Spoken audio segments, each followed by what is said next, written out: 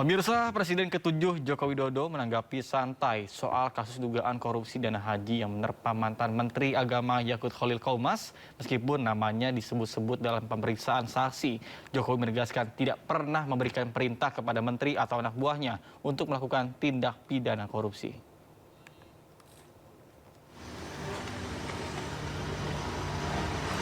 Jokowi menyatakan namanya kerap dikaitkan setiap kali ada kasus yang melibatkan menteri atau mantan menteri yang pernah menjabat di era pemerintahannya. Meski demikian, Jokowi menegaskan tidak ada perintah presiden kepada jajaran kabinet untuk melakukan praktik korupsi.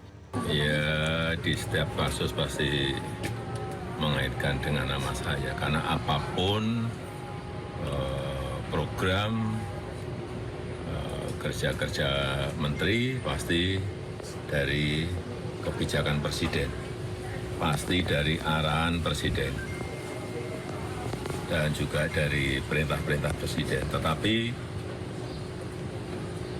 tidak ada yang namanya perintah, tidak ada yang namanya arahan untuk korupsi, nggak ada. Artinya nggak heran ya Pak, misal ada yang... Ya memang itu kebijakan dari presiden. Memang itu arahan dari presiden. Sementara itu, Komisi Pemberantasan Korupsi terus melakukan penyidikan kasus dugaan korupsi terkait penentuan kuota dan penyelenggaraan ibadah haji di Kementerian Agama tahun 2023 hingga 2024. Dalam proses penyidikan tersebut, mantan Menteri Agama Yakut Khalil Qaumas dipanggil KPK untuk dimintai keterangan dalam kapasitasnya sebagai saksi. Dari Solo, Jawa Tengah, Septiantoro, iNews melaporkan. Untuk penetapan tersangka terhadap Hogi Minaya, suami korban Jamret Kapolda Daerah Istimewa Yogyakarta secara resmi menonaktifkan Kapolresta Sleman Kombes Pol Edi Setianto Erning Wibowo. Penonaktifkan ini berdasarkan rekomendasi hasil audit dengan tujuan tertentu yang dilakukan Inspektorat Pengawasan Daerah Istimewa Yogyakarta. Dalam audit ditemukan pelanggaran terkait dengan pengawasan yang tidak dilakukan Kapolresta Sleman hingga terjadi kegaduhan di masyarakat yang berdampak pada menurunnya citra Polri.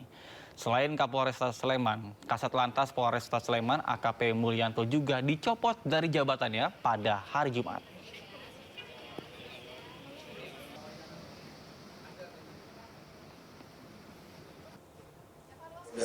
Daerah Istimewa Yogyakarta telah menonaktifkan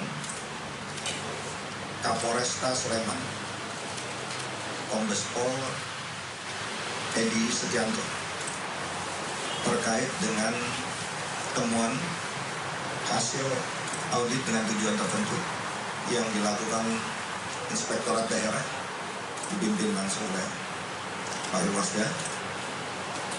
Ditemukan adanya dugaan pelanggaran terkait dengan pengawasan yang tidak dilakukan oleh Kapolres. Jadi, karena tidak dilakukan pengawasan dalam proses penegakan hukum, terjadi kegaduhan, ketidakpastian hukum yang terjadi saat ini di tengah masyarakat dan menjadi pemberitaan, sehingga menurunkan citra Polri. Untuk itu, hari ini sudah saya nonaktifkan pada pukul 10. Serah terima tanggung jawab kepada saya. Dan saya telah menunjuk pengganti pelaksana harian Kapolresta Sleman, Kombes Pol Rudi, yang sekarang sebagai Dir Narkoba. Terkait dengan Kasat Lantas, hari ini juga akan dilakukan penggantian, sedang dilakukan terkait juga temuan dari hasil rekomendasi audit dengan tujuan tertentu. Diduga ada pelakuan pengawasan yang tidak dilakukan oleh Kasat Lantas, sehingga dalam proses penyidikan Kakor Lantas menimbulkan ketidakpastian hukum dan kegaduhan. Sementara itu, pemirsa, Kejaksaan Negeri Sleman Yogyakarta resmi mengumumkan penghentian perkara Hogi Minaya yang sebelumnya menjadi tersangka usai membela istrinya dari aksi penjamretan. Surat ketetapan penghentian penuntutan bagi Hogi Minaya tersebut diterbitkan demi kepentingan hukum dan telah diserahkan ke kuasa hukum yang bersangkutan. Pengumuman penghentian perkara Hogi Minaya ini disampaikan Kepala Kejaksaan Negeri Sleman, Bambang Yunianto pada Jumat petang. Surat keterangan penghentian penuntutan bagi Hogi Minaya tersebut diterbitkan pada tanggal 29 Januari 2026 demi kepentingan hukum dan telah diserahkan ke kuasa hukum yang bersangkutan.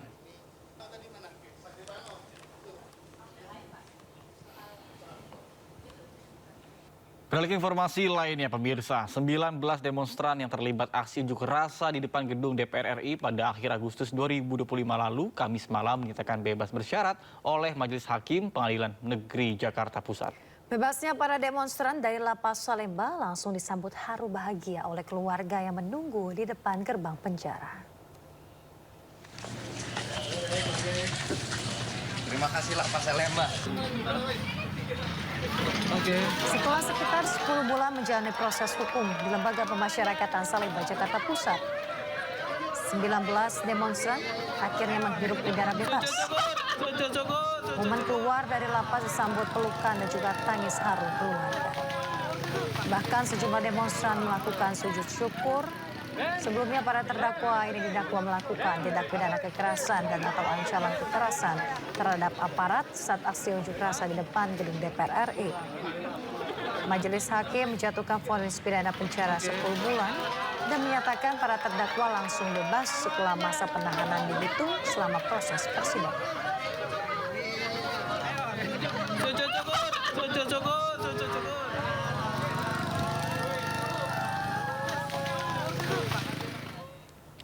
Pemirsa, mantan Menteri Agama Yakut Khalil Qaumas penuhi panggilan Komisi Pemberantasan Korupsi. Yakut diperiksa sebagai saksi dalam kasus dugaan korupsi kuota haji yang menjadikannya tersangka. Gus Yakut tiba di gedung Merah Putih KPK sekitar pukul 13:15 waktu Indonesia Barat. Mantan Menteri Agama tersebut diperiksa dalam kapasitasnya sebagai saksi kasus dugaan korupsi kuota haji. Pemeriksaan Yakut berkaitan dengan perhitungan kerugian negara yang akan dilakukan oleh BPK. Dalam sepekan ini, KPK telah memanggil sejumlah saksi untuk dimintai keterangan. KPK saat ini sedang melakukan perhitungan kerugian keuangan negara dengan pemeriksaan dilakukan oleh auditor BPK.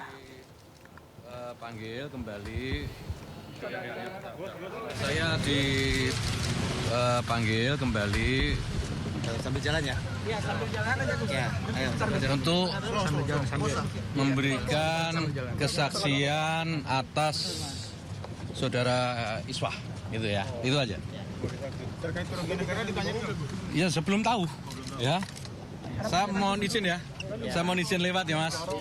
Mohon izin ya, mohon izin ya. Mohon izin, Mas. Mohon izin lewat, Mas.